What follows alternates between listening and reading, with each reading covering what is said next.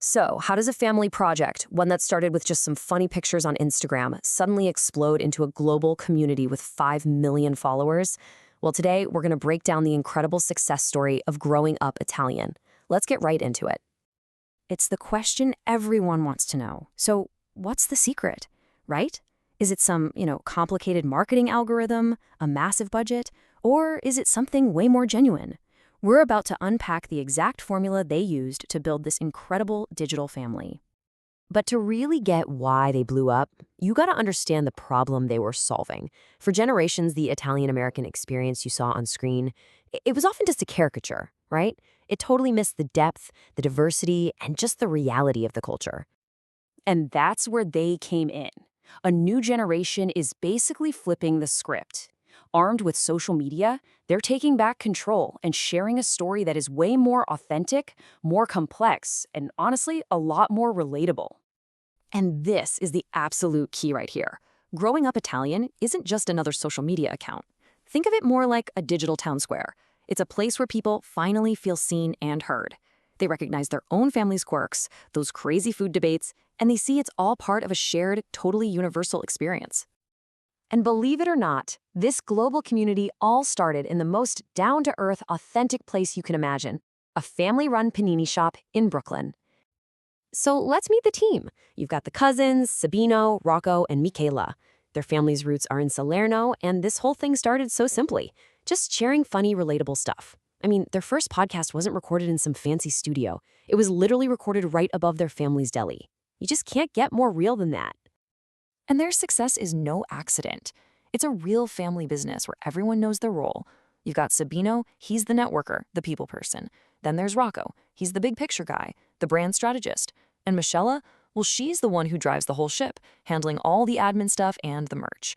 Each one of them is absolutely essential. Okay, so how did this family operation from a Brooklyn deli get so big? Let's actually break down the numbers and the strategy behind this, well, explosive growth.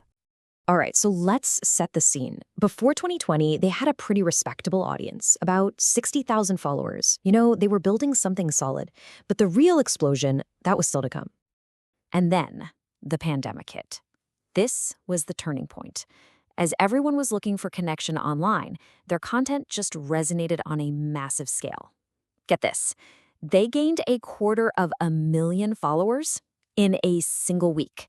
That is an absolutely staggering jump.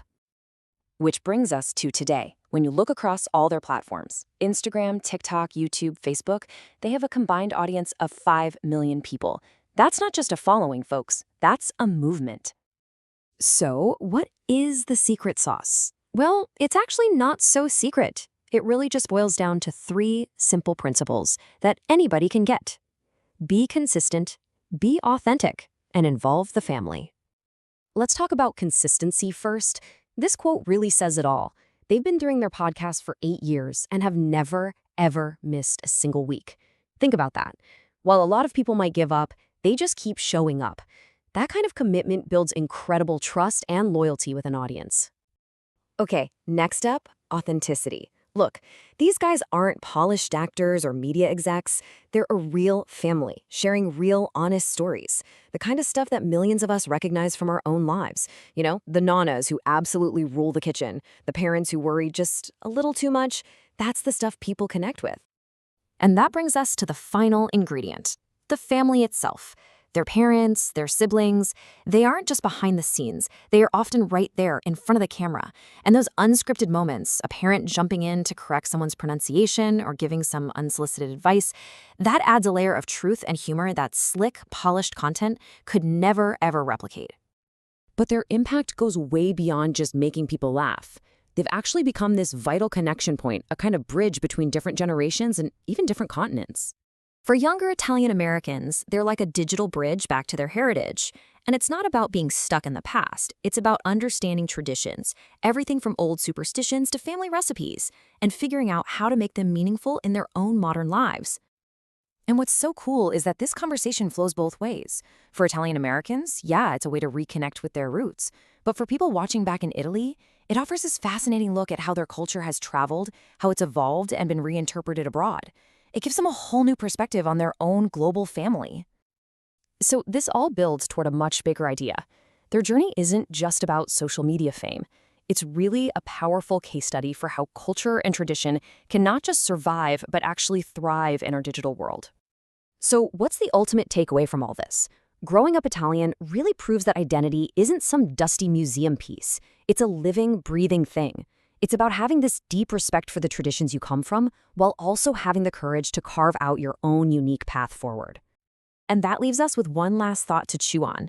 In a world that's always changing, their story asks a really powerful question, not just about them, but about all of our own backgrounds. Can any tradition truly survive if it doesn't find a way to evolve?